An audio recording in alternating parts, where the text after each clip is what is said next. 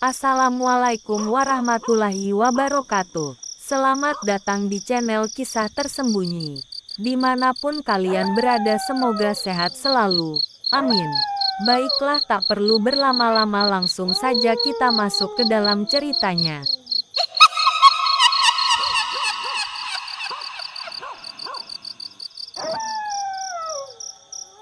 Aku masih ingat betul malam itu. Ketika aku dan 3 orang temanku memutuskan untuk pergi ke sebuah desa tua yang katanya sudah lama ditinggalkan. Desa itu terletak jauh di pedalaman. Jalannya sempit dan dikelilingi hutan lebat.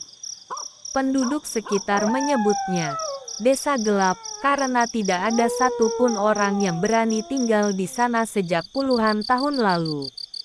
Menurut cerita, seluruh warga desa pernah pergi meninggalkan rumah mereka begitu saja, tanpa ada penjelasan pasti.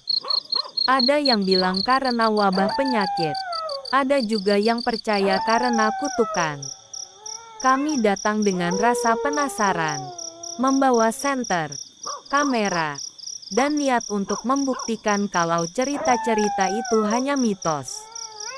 Saat memasuki desa, udara terasa lebih dingin dari biasanya. Rumah-rumah tua berdiri rapuh. Sebagian atapnya sudah runtuh. Jendela-jendela pecah. Dan rerumputan liar menjalar menutupi jalanan.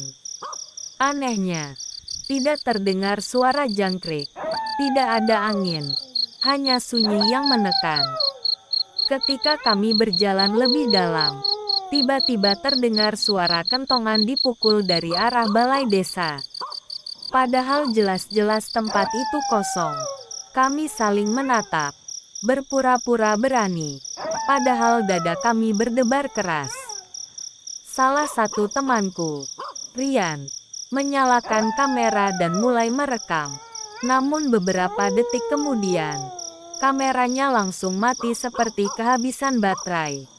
Padahal sebelumnya penuh. Lalu, dari salah satu rumah tua di sisi jalan, terdengar suara perempuan menangis lirih. Kami memberanikan diri mendekat. Pintu rumah itu terbuka perlahan dengan sendirinya. Berderit pelan. Di dalamnya gelap gulita. Hanya cahaya senter yang menembus kegelapan. Dan di pojok ruangan, kami melihat sosok perempuan dengan rambut panjang terurai. Wajahnya pucat, matanya kosong menatap kami. Suaranya terdengar serak, berbisik, "Pergi, sebelum terlambat."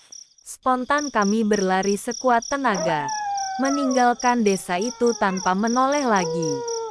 Tapi anehnya, meski sudah berlari jauh, suara tangisan itu masih terdengar mengikuti sampai kami keluar dari hutan.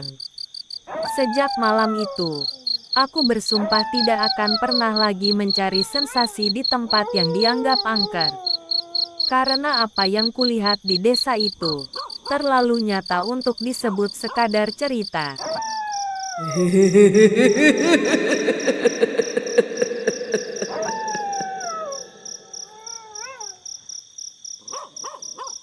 Setelah kami berhasil keluar dari hutan malam itu, napas kami masih terengah-engah.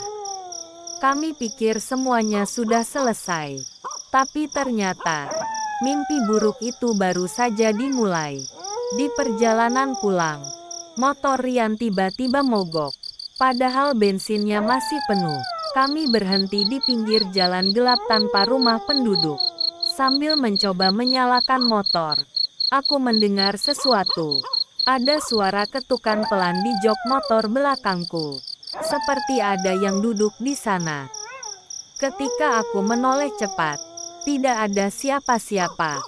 Tapi senter kecil yang kugantung di stang motor tiba-tiba padam. Gelap total. Rian mulai panik. "Bro, jangan bercanda ya.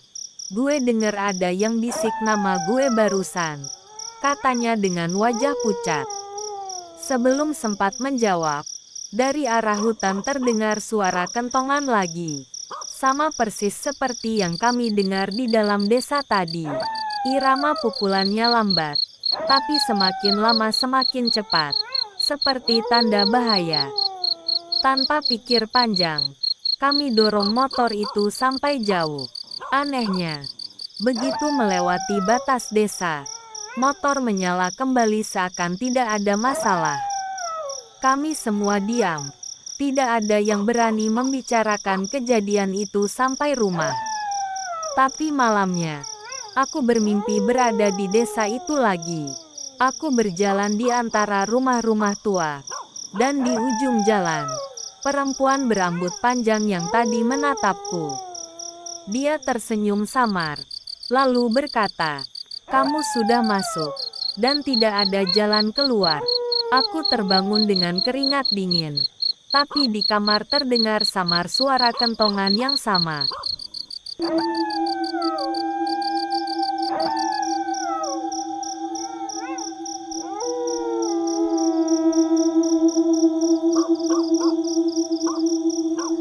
Sejak malam mimpi itu, aku merasa hidupku tidak lagi sama. Setiap malam selalu ada kejadian aneh. Kadang aku terbangun karena mendengar suara langkah kaki di teras rumah. Kadang terdengar suara perempuan menangis di pojok kamar. Padahal jelas-jelas aku sendirian. Yang lebih mengerikan, setiap pukul 3 dini hari, selalu terdengar suara kentongan dipukul dari kejauhan. Semakin lama semakin dekat. Seperti ada seseorang berjalan keliling rumahku sambil membawa kentongan itu. Aku mencoba menceritakan pada Rian dan 2 teman lainnya. Ternyata, mereka juga mengalami hal yang sama. Rian bahkan mengaku melihat bayangan perempuan berambut panjang berdiri di ujung ranjangnya setiap kali dia terbangun. Kami akhirnya sepakat untuk bertemu kembali dan membicarakan semua ini. Saat kumpul di rumah salah satu teman, Andi, tiba-tiba listrik padam. Gelap gulita. Lalu, dari arah dapur terdengar suara sendok jatuh. Diikuti langkah kaki pelan yang mendekat ke ruang tamu. Kami menyorotkan senter, tapi tidak ada siapa-siapa. Hanya kursi goyang tua milik nenek Andi yang bergerak pelan. Seakan ada yang baru saja duduk di sana. Tak lama, pintu depan terbuka dengan keras padahal terkunci rapat. Angin dingin masuk, dan samar terdengar suara perempuan yang sama, berbisik. "Kalian tak seharusnya kembali dari desa itu." Kami semua terdiam. Tubuh gemetar, tak mampu bersuara. Saat itu aku sadar, apapun yang ada di desa berhantu itu, kini ikut bersama kami.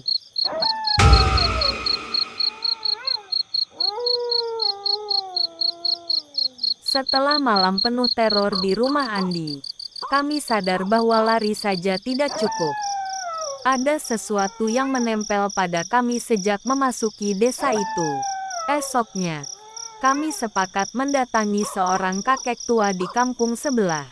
Konon, ia adalah orang yang paling tahu sejarah desa berhantu tersebut. Saat kami menceritakan pengalaman kami, wajah kakek itu langsung berubah pucat. Ia menghela napas panjang, lalu berkata, "Kalian sudah mengganggu wilayah terkutuk. Dulu, desa itu memang ramai. Tapi suatu malam, seorang dukun jahat melakukan ritual pesugihan. Ia menuntut tumbal seluruh warga desa. Sejak itu, satu persatu penduduk menghilang tanpa jejak. Hingga akhirnya, yang tersisa hanyalah arwah mereka." Kami saling berpandangan, merinding mendengar penjelasan itu. Kakek itu lalu menatap kami tajam. "Kalau kalian mendengar suara kentongan, itu tandanya arwah penjaga desa sedang memanggil. Dan kalau kalian sudah melihat perempuan berambut panjang itu, berarti kalian sudah ditandai." Aku memberanikan diri bertanya, "Apakah ada cara untuk menghentikannya, Kek?" Kakek itu hanya menggeleng pelan. "Kalian harus kembali ke desa itu, dan mengembalikan sesuatu yang tidak sengaja kalian bawa." Kami terdiam. Apa maksudnya? Kami tak merasa mengambil apapun dari desa itu. Tapi kemudian Rian terlihat pucat. Dengan tangan gemetar, ia mengeluarkan sebuah kalung kecil dari tasnya. Katanya ia menemukannya di lantai salah satu rumah dan iseng membawanya pulang. Kakek itu langsung menepuk meja dengan keras. Itu milik penunggu desa. Kalau tidak kalian kembalikan, kalian semua akan dibawa. Jantungku berdegup kencang. Itu berarti kami harus kembali ke desa berhantu itu. Tempat semua teror bermula.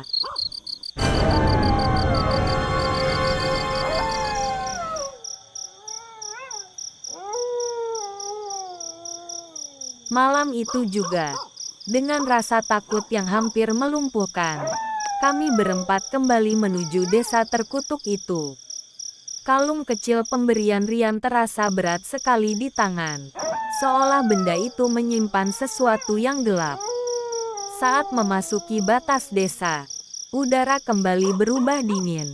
Senter yang kami bawa berkedip-kedip seperti kehabisan daya. Suara jangkrik menghilang, digantikan keheningan menekan. Di tengah jalan desa, kentongan kembali berbunyi. Kali ini jauh lebih keras, seperti ada puluhan orang yang memukul bersamaan. Dari balik rumah-rumah tua, samar terlihat bayangan hitam bergerak, seolah sedang mengelilingi kami.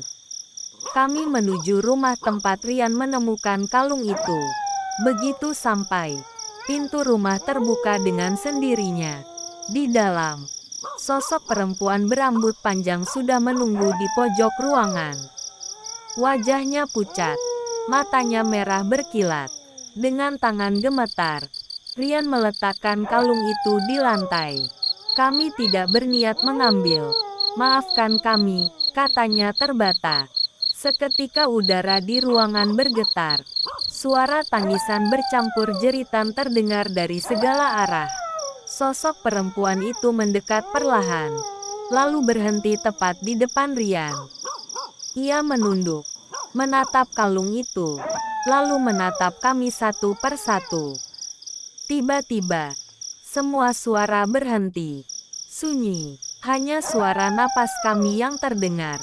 Perempuan itu kemudian berbisik lirih. Kalian boleh pergi, tapi jangan pernah kembali. Lalu sosok itu lenyap, seolah ditelan kegelapan. Kalung di lantai retak, pecah menjadi debu hitam yang berterbangan. Kami tidak menunggu lagi, berlari keluar desa sekuat tenaga. Aneh, kali ini hutan terasa lebih terang. Jalan pulang lebih jelas, dan motor kami tidak lagi bermasalah. Sejak malam itu, suara kentongan tidak pernah lagi terdengar. Namun, setiap kali aku melewati jalan dekat desa itu, bulu kuduku selalu berdiri. Seolah ada tatapan yang masih mengikuti dari kegelapan. Mungkin kami sudah bebas, atau mungkin mereka hanya menunggu waktu.